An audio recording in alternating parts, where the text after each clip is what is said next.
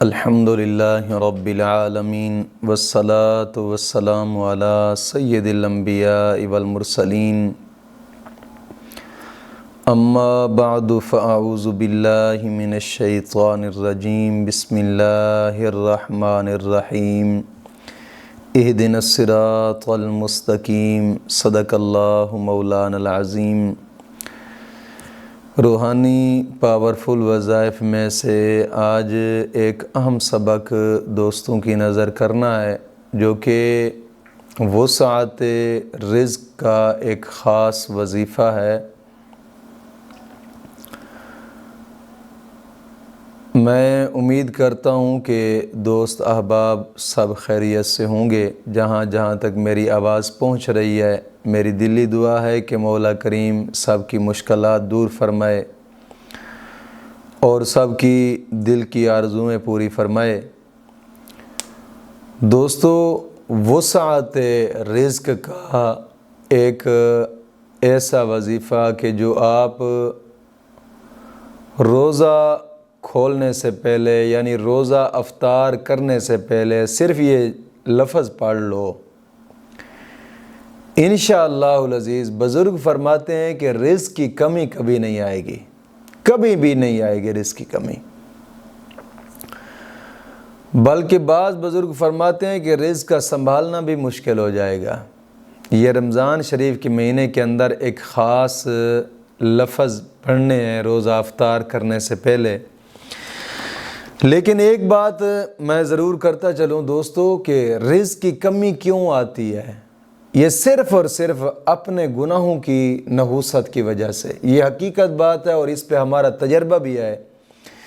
جب انسان گناہوں میں مبتلا ہو جاتا ہے، اپنے گناہوں سے توبہ نہیں کرتا، گناہوں میں مبتلا ہی رہتا ہے، یہاں پھر رسوائی ہوتی ہے، رزق کی کمی ہوتی ہے۔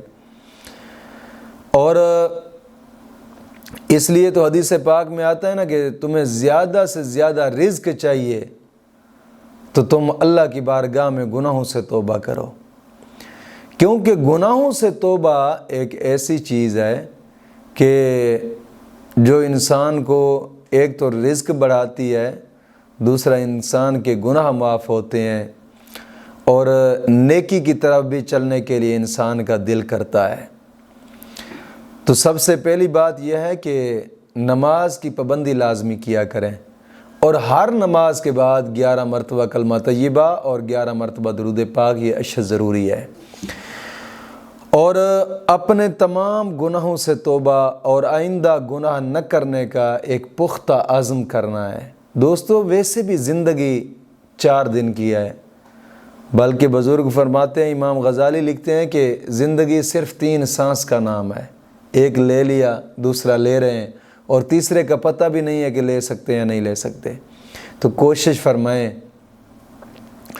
کہ اپنے تمام گناہوں سے توبہ کریں اور آئندہ گناہ نہ کرنے کا ایک پختہ عزم کریں، اور کوشش کیا کریں کہ قرآن کریم کی تلاوت بھی فرمایا کریں کہ نیکیاں انسان سب سے پہلی چیز ہوتی ہے گناہوں سے توبہ۔ جب انسان گناہوں سے توبہ کر لیتا ہے، گناہ جھڑتے ہیں اور گناہوں کی نحوست انسان سے ہٹ جاتی ہے، پھر نیکی کرنے کا بھی دل کرتا ہے۔ جب گناہوں کی نحوست انسان کے اوپر رہے تو پھر نیکی کرنے کے لیے بھی جی نہیں کرتا، یہ ایک حقیقت بات ہے۔ تو روزہ افطار کرنے سے پہلے یہ لفظ لازمی آپ پڑھیں، انشاءاللہ العزیز، انشاءاللہ العزیز کبھی بھی رزق میں کمی نہیں آئے گی۔ روزہ افطار کرنے سے پہلے مراد یہ ہے کہ روزہ رکھنا ضروری ہے، روزہ فرض ہے، ویسے فرض بھی ادا ہو جائے گا، اور افطار کرنے سے پہلے یہ الفاظ لازمی پڑھیں، انشاءاللہ العزیز رزق کے اندر وسعت ہی وسعت ہوگی، وسعت ہی وسعت ہوگی انشاءاللہ العزیز۔ تو روزہ افطار کرنے سے پہلے سب سے پہلے 11 مرتبہ درود پاک پڑھیں، 11 مرتبہ درود پاک، درود ابراہیمی ہو جائے، نماز والا درود تو زیادہ بہتر ہے، ورنہ اگر وہ نہیں پڑھتے تو پھر کوئی اور پڑھ لیں۔ اور 11 مرتبہ درود ابراہیمی پڑھنے کے بعد پھر 141 مرتبہ ایک ہی اسم اعظم پڑھنا ہے، وہ کیا ہے؟ استغفر اللہ، استغفر اللہ۔ پڑھنے کا طریقہ کار یہ ہے کہ آنکھیں بند کرنی ہے اور اپنا دل، دماغ، ضمیر اپنے رب کی بارگاہ میں جھکا لینا ہے اور گڑ گڑا کر عجز اور نیازی کے ساتھ اپنے رب کی بارگاہ میں، کیونکہ استغفر اللہ کا معنی ہوتا ہے میں توبہ کرتا ہوں، مولا میری گناہوں سے توبہ ہے، اور گڑ گڑا کر عاجزی کے ساتھ اپنے رب کی بارگاہ میں یہ 141 مرتبہ یہی ایک ہی لفظ عرض کریں، استغفر اللہ، استغفر اللہ، 141 مرتبہ، اور پھر 11 مرتبہ درود ابراہیمی پڑھیں، 11 مرتبہ درود ابراہیمی پڑھ کر پھر روزہ افطار کرنے کے لیے دعا کریں۔